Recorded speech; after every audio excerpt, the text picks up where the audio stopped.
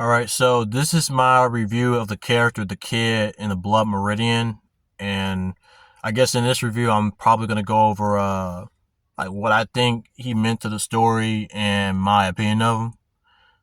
Now, the kid in the Blood Meridian, he's not necessarily as talked about as much as Judge Holden. Maybe for good reason, because Judge Holden, he does kind of have a presence whenever he enters into the story. I might even go as far to say it's not just Judge Holden that kind of overshadows the kid, because he does kind of like like they said, the story admitted itself, like the kid is in the background a lot, right? Like he's just like chilling out and shit. Like he's not trying to get involved in a whole lot of stuff.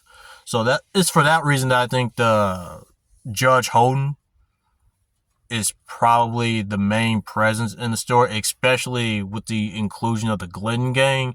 It almost seems like the kid just isn't there for most of it. I'll tell you why in a minute why that's the thing.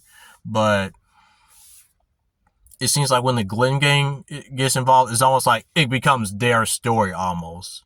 And then every now and again, you'll see the kid again. Like at one point, I thought they were going to kill the kid out, because at this point, it's like, could you still call him the main character of the story, right? But in any case, it turned out that that was not to be. The whole Glenn gang got killed off and stuff. So it's like that theory kind of went out the window. But in any case, here's my review of the kid. I have to say there's a certain attraction I have to him, because it's just in those heart-wrenching moments, when he's with Shelby, or when he draws the arrow. I believe it was an arrow, and they had to like dispose of the people who couldn't ride any horses, or even down to the last moments, right, of the book. There's just several reasons why I like the kid, and I believe the main reason is that from the very get-go, the book says this kid has an appetite for violence, and he acts on it, right? Like he's in bar fights. He gets into a fight with, I believe he got into a fight with Tovine at the beginning of the book. Again, probably had to check back on that, but I believe he gets into a fight with somebody. And as the story progresses, somehow, and this is probably one of the more confusing parts of the novel to me, somehow he's against the violence. It's not that he's about it. There are a lot of cases where he's about it, right? There's a lot of cases where, he chooses violence, he chooses to take somebody's life. There's a lot of cases with that. But in these certain moments, it's like you see him be considerate. I think it starts out small with a guy named Sprawl. Yeah, and again, I mean, you could say he's being cold, but I mean, there are just several moments where he's like being considerate to Sprawl, and I just thought that just kind of stuck out to him. But then you see it become more and more apparent throughout the story. Like he has an opportunity to kill off one of the other people of the gang, and he doesn't necessarily want to do that. Neither does he just want to leave the guy there for the, I guess, opposition to do whatever they want to him. So it's just in those moments where it's clearly like a lose-lose situation, like it's hopeless either way, he still tries to make the best of it. So it's just moments like that that just really stuck out to me about the kid. And I want to say, as with Judge Holden, it seems like fate is in his favor. The same thing could be said about the kid, except, and there are many interpretations, and I guess you could say this is one of them, right? It's kind of impossible, because a lot of stuff in the story is just up to interpretation in general. So I believe that's a drawback, but I mean, I believe in some ways that's a drawback, but I mean, just from the way I interpreted it, I think fate itself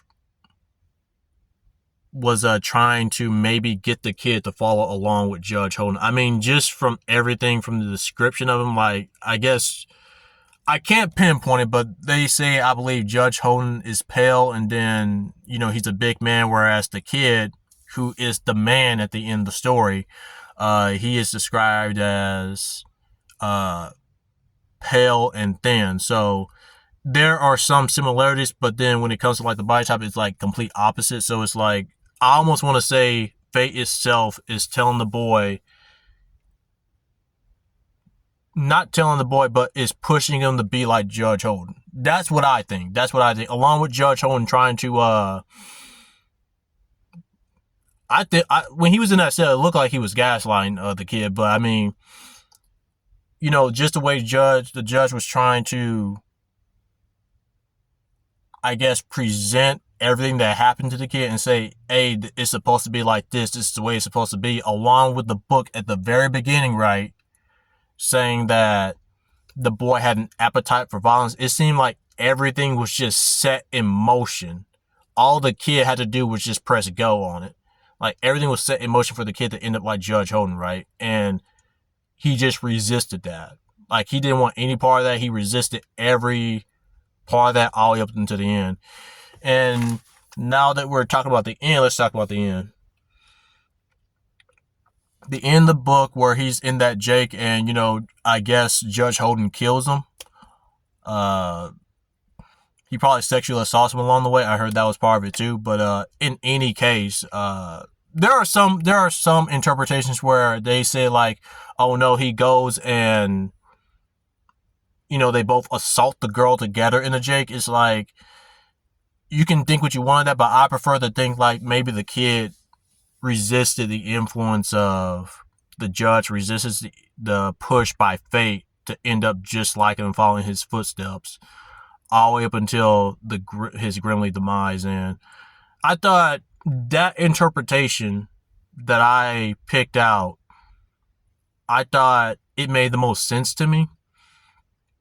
Because what, fate just protected the kid just to have him be another victim to judge? It just didn't add up to me. But when you look at it, him having an appetite for violence, him being pale, I believe just like the judge, and maybe minus like all the hair loss, but nonetheless there's still a similarity. And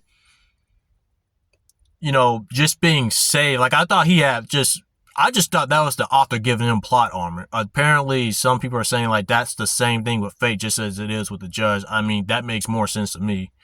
I mean, it seems like fate is just in his favor, where everything is pushing him right to just fall in the same footsteps, but he doesn't. And in that interpretation, I feel like that speaks the most to me because even when he's faced with his grim fate, because he knows, it seems like he knows, right? Just no struggle. Like he knows like this is how it's going to be. Again, you could say like he's kind of wussing out, but I mean, in my opinion, I feel like with an indomitable force like the judge and, fate itself, I feel like he's probably has that same amount of awareness of like, okay, this is it. And instead of trying to give in to his violent tendencies, which were really apparent from the start, he instead tries his best to still be a good man. You just see all these moments, and these moments mean so much when it's these moments mean so much when the whole story itself, including with the boy, is kind of cold and detached from it all. So it's like he's making an actual effort to be not only, not a murderous psychopath like the rest of everybody, but also he's going the extra mile to be a good person.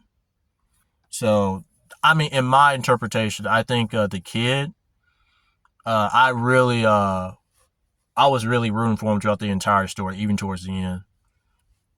And even as the book concluded, the more I thought about it, the more it's like, okay, I can see the kid in a different light now. So that's my review of the kid.